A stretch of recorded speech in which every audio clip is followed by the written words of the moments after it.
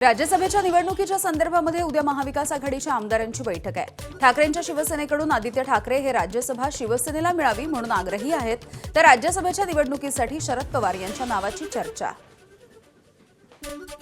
राज्यसभेच्या निवडणुकीच्या संदर्भात जयंत पाटील आज मुंबईमध्ये शरद पवार यांची भेट घेणार। शरद पवार यांनी राज्यसभेची निवडणूक लढवावी यासाठी जयंत पाटील हे भूमिका मांडणार। यानंतर उद्धव ठाकरे यांना देखील भेटणार असल्याची माहिती। उपमुख्यमंत्री सुनेत्रा पवार बारामती विधानसभेची पोटनिवडणूक लढवणार। राष्ट्रवादी काँग्रेस पक्षाच्या कोअर कमिटीच्या बैठकीमध्ये पोटनिवडणूक लढवण्यावरती एकमत। 10 मार्चच्या नंतर कधीही निवडणुकीच्या घोषणेची शक्यता आहे। बारामती पोटनिवडणूक लढायची की नाही या संदर्भात महाविकास आघाडीच्या बैठकीमध्ये चर्चा होईल। ठाकरेंच्या शिवसेनेचे आमदार सचिन अहिर यांची प्रतिक्रिया। तर राज्यसभेसाठी पवारांचं नाव आलं तर कुणीही पुढे येईल असं वाटत नाही, अशी देखील त्यांनी प्रतिक्रिया दिली आहे। बारामती विधानसभेची पोटनिवडणूक बिनविरोध होईल, सुप्रिया सुळेंकडून विश्वास व्यक्त।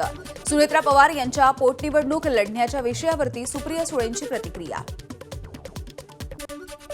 राष्ट्रवादीच्या राष्ट्रीय अध्यक्षपदाची उद्या मुंबईमध्ये निवड होणार आहे। प्रफुल्ल पटेल हे उद्या राष्ट्रीय अध्यक्षपदाचा प्रस्ताव मांडतील। या प्रस्तावाला अनुमोदन देत सर्वानुमते सुनेत्रा पवार यांची निवड होणार आहे। निवडणूक आयोगाच्या अधिकाऱ्यांच्या देखरेखीखाली ही प्रक्रिया पार पडेल। विधिमंडळाच्या पायऱ्यांवरती आज विरोधकांचं आंदोलन नाही। एक दिवस सोडून विधानभवनाच्या पायऱ्यांवरती विरोधक आंदोलन करणार असल्याची सूत्रांची माहिती। विविध मागण्यांसाठी किसान सभेचे नेते अजित नवले यांच्या नेतृत्वामध्ये राजूर ते अहिल्यानगर लॉंग मार्चचा पहिला टप्पा पूर्ण झालाय। या संदर्भात राधाकृष्ण विखे पाटील यांच्या उपस्थितीमध्ये आज मंत्रालयात बैठक आहे। या बैठकीमध्ये मोर्चेकऱ्यांच्या शिष्टमंडळासोबत चर्चा केली जाणार आहे। किसान सभेचे नेते डॉक्टर अजित नवले यांच्या नेतृत्वामध्ये आंदोलकांचं शिष्टमंडळ मुंबईच्या दिशेने रवाना झालंय। बैठकीमध्ये तोडगा न निघाल्यास लॉंग मार्च पालकमंत्री राधाकृष्ण विखे पाटील यांच्या गावामध्ये धडकेल, अजित नवलेंचा इशारा। नाशिक महानगरपालिकेमधील राष्ट्रवादी काँग्रेसचे सभापती पदाचे उमेदवार मुकेश शहाणे यांनी माघार घेतली आहे। राष्ट्रवादी शहराध्यक्ष रंजन ठाकरे यांनी ही माहिती दिलेली होती। मुकेश शहाणे यांच्या माघारीमुळे मच्छिंद्र सानप स्थायी समितीच्या सभापतीपदी बिनविरोध निवडले गेले आहेत।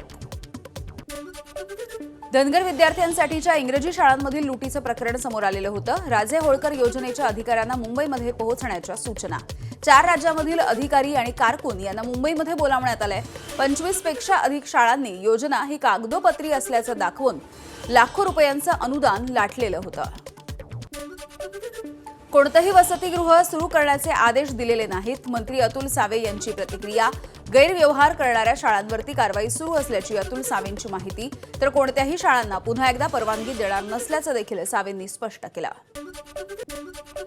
एनसीईआरटीच्या इयत्ता 8वीच्या पुस्तकामधील मराठा साम्राज्याचा नकाशा हटवल्याच्या संदर्भात मुधोजीराजे भोसले पुन्हा एकदा आक्रमक झालेत। नकाशा पुन्हा एकदा समाविष्ट करण्यासाठी पंतप्रधान नरेंद्र मोदी, केंद्रीय मंत्री धर्मेंद्र प्रधान आणि मुख्यमंत्री देवेंद्र फडणवीस यांना पत्र। सोलापूरच्या सिद्धेश्वर मंदिर तलावामध्ये मोठ्या प्रमाणावरती माशांचा मृत्यू झालाय। या घटनेची दखल घेत महापौर विनायक कौंड्याल आणि महानगरपालिकेच्या आयुक्तांनी तलावाची पाहणी केली आहे। मंदिर समितीच्या सदस्यांनी देखील यावेळेला उपस्थिती लावली होती। अधिकारी वेळेत न आल्यामुळे संतप्त नागरिकांकडून अधिकाऱ्याच्या खुर्चीचा ताबा। छत्रपती संभाजीनगरमधील दुय्यम निबंधक कार्यालयामधला हा प्रकार आहे। याचा व्हिडिओ सध्या व्हायरल होतोय। शासकीय कामामध्ये अडथळा आणल्याप्रकरणी सध्या गुन्हा दाखल करण्यात आलाय।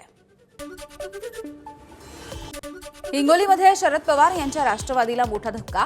माजी मंत्री जयप्रकाश दांडेगावकरांचे चिरंजीव आतिश दांडेगावकर उद्या भाजपमध्ये पक्षप्रवेश करतील। शेकडो गाड्यांसह हजारो कार्यकर्ते हे मुंबईला रवाना झाले।